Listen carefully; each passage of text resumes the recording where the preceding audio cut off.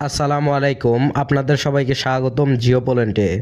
বন্ধুরা, কল্পনা করুন এমন একটা রাত যেখানে প্রশান্ত মহাসাগরের নীল জলরাশি আর পারস্য উপসাগরের তপ্ত হাওয়া দুটোই বারুদের গন্ধে ভারী হয়ে উঠছে।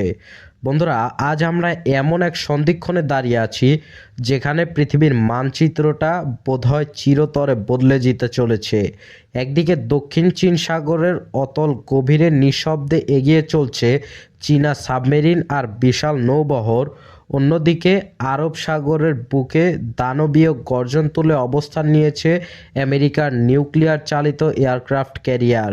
এটা কোনো সিনেমার গল্প নয়, এটা 2026 সালের সেই ভয়ঙ্কর বাস্তবতা যা এখন আমাদের দরজায় কড়া নাড়ছে। আপনারা কি জানেন, একটা আমেরিকান এয়ারক্রাফট ক্যারিয়ার গ্রুপ যখন দক্ষিণ চীন সাগরের বিতর্কিত জলসীমায় ঢোকে তখন সেটা কেবল একটা জাহাজ চলাচল নয়, ওটা একটা সরাসরি চ্যালেঞ্জ হয়ে দাঁড়ায়। আর ঠিক এই মুহূর্তেই চীনের পিপলস লিবারেশন আর্মি নেভি তাদের সব থেকে আধুনিক ধ্বংসকারী জাহাজ আর ফ্রিগেট নিয়ে সেই একই এলাকায় ইতিহাস রচনা করেছে। বন্ধুরা, দুই পক্ষের জাহাজগুলো এখন এতটাই কাছাকাছি যে এক জাহাজের ডেকে দাঁড়িয়ে থাকা নাবিকরা একে অপরের চোখে মণি দেখতে পাচ্ছে। জাস্ট ভাবুন, একটা ছোট্ট যান্ত্রিক ত্রুটি বা একজন রাডার অপারেটর সামান্য ভুল বোঝাবুঝি মুহূর্তের মধ্যে হাজার হাজার টনের এই স্টিল আর মিসাইলের স্তূপকে আগুনের গোলায় পরিণত করতে পারে। বন্ধুরা, আমেরিকার দম্ভ আর চীনের জেদ এখন একে অপরের মুখোমুখি। এই যে রিপোর্টটি দেখতে পাচ্ছেন স্ক্রিনে, তাতে স্পষ্ট করে বলা হয়েছে যে চীনা ফ্লিট কেবল পাহারায় নেই, তারা সরাসরি ইন্টারসেপ্ট করার মুডে আছে। চীনের জন্য এই মুদ্রা তাদের অস্তিত্বের লড়াই, তাদের ঐতিহাসিক অধিকার। তারা বছরের পর বছর ধরে এখানে কৃত্রিম দ্বীপ বানিয়েছে, সেখানে বসিয়েছে ভয়ঙ্কর সব মিসাইল ব্যাটারি। আর আমেরিকা, তারা ফ্রিডম অফ নেভিগেশন এর নামে বারবার চীনের এই দুর্গে হানা দিচ্ছে। বন্ধুরা, পরিসংখ্যান বলছে 2025 সালে চীনা কোস্টগার্ডের উপস্থিতি গত বছরের তুলনায় দ্বিগুণ হয়েছে। এর মানে হলো প্রতিটা দিন এখানে এক একটা যুদ্ধের মহড়া চলছে। কিন্তু আসল খেলাটা শুধু এখানে নয়, এবার নজর দিন পশ্চিমের দিকে। বিবিসি ভেরিফাইয়ের স্যাটেলাইট ইমেজে কনফার্ম করেছে যে ইউএসএস আব্রাহাম লিঙ্কন এখন ইরানের উপকূল থেকে মাত্র কয়েকশো মিলিমিটার দূরে রয়েছে। 700 কিলোমিটার শোনার পর আপনার কাছে মনে হতে পারে অনেক দূর, কিন্তু একটা আধুনিক টমাহক মিসাইলের জন্য এটা মাত্র কয়েক মিনিটের পথ। আমেরিকা কেন এখানে? তারা চাইছে ইরানকে তাদের পরমাণু কর্মসূচিতে নিয়ে হাঁটু গেড়ে বসাতে। কিন্তু ইরান কি ভয় পেয়েছে? মোটেও না। বন্ধুরা, ইরানের রেভলিউশনারি গার্ডস বা আইআরজিসি ঠিক এই মুহূর্তেই স্ট্রেট অফ হরমুজে স্মার্ট কন্ট্রোল নামে এক বিশাল মহড়া শুরু করেছে। আল জাজিরার রিপোর্ট অনুযায়ী এই ড্রিলে তারা লাইভ ফায়ার মহড়া করছে। স্ট্রেট অফ হরমুজ হলো বিশ্বের জ্বালানি ধমনী, এখান দিয়ে বিশ্বের 20% তেল চলাচল করে। ইরান যদি শুধু একবার এই পথটা বন্ধ করার সিগন্যাল দেয় তাহলে পুরো বিশ্বের অর্থনীতি তাসের ঘরের মতো ভেঙে পড়বে। ইরানের ফরেন মিনিস্টার আব্বাস আরাকচি এখন জেনেভায়, কিন্তু তার টেবিলের উপর কোনো সাদা পতাকা নেই। তিনি স্পষ্ট বলে দিয়েছেন, হুমকির মুখে আমরা মাথা নত করব না। বন্ধুরা, পরিস্থিতি কতটা ভয়াবহ সেটা বোঝার চেষ্টা করুন। আমেরিকা এখন দুই নৌকায় পা দিয়ে চলছে।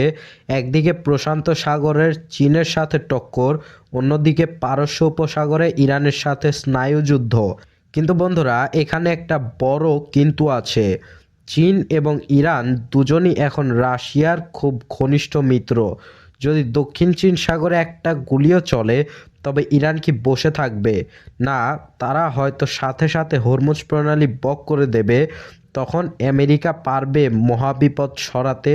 তারা কি এশিয়া সামলাবে নাকি মিডল ইস্টের তেলের লাইন বাঁচাবে?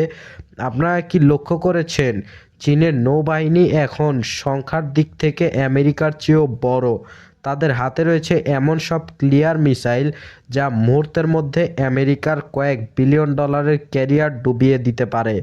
অন্যদিকে ইরান তাদের ড্রোন আর সোয়ার্ম বোট টেকনোলজিতে এতটাই দক্ষ হয়ে উঠেছে, বড় বড় জাহাজগুলো তাদের সামনে অসহায়। এটা কতটা মাল্টিফ্রন্ট ক্রাইসিস হতে পারে। আমেরিকা চাইছে দুই পক্ষকেই পিষে ফেলতে, কিন্তু বাস্তবে চীন আর ইরান রাশিয়া মিলে অজেয় দেয়াল তৈরি করেছে। ভেবে দেখুন বন্ধুরা, জেনেভায় যখন কূটনীতির নামে চা কফি চলছে, ঠিক তখনই সাগরে মিসাইলগুলো লক করা আছে। আমেরিকান জেনারেলরা হয়তো ভাবছেন তারা ইরানকে চাপে রাখতে পারছেন, কিন্তু আইআরজিসির ড্রিল প্রমাণ করছে যে যুদ্ধের প্রথম ঘটনা তারাই করতে শুরু করেছে। এই যে ম্যানেজ রিস্ক বা নিয়ন্ত্রিত ঝুঁকি, এটা এখন আমাদের নিউ নর্মাল হয়ে দাঁড়িয়েছে। কিন্তু কতক্ষণ? একটা তার ছিঁড়লেই তো সব শেষ। আমেরিকার মিত্র দেশগুলো জাপান, ফিলিপাইন বা অস্ট্রেলিয়া, তারাও এখন ভয়ে কাঁপছে। কারণ বন্ধুরা, যদি মহাযুদ্ধ শুরু হয় তবে তাদের মাটি হবে প্রথম যুদ্ধক্ষেত্র। ফিলিপাইন্স আর আমেরিকার যে 500-এর বেশি জয়েন্ট এক্সারসাইজ হওয়ার কথা 2026 সালে, সেটা চীনকে উস্কে দেওয়ার জন্য যথেষ্ট। আমরা কি আসলেই তৃতীয় বিশ্বযুদ্ধের কাউন্টডাউন শুরু হতে দেখছি? বন্ধুরা, ইরানের আইএইএ সাইটগুলো নিয়ে যে বিতর্ক চলছে, সেখানেও এক ভয়ঙ্কর খেলা চলছে। আগের যুদ্ধে ধ্বংস হওয়া সাইটগুলোর রাবলের নিচে ইরান এখন তাদের ইউরেনিয়াম স্টক ধরে রেখেছে।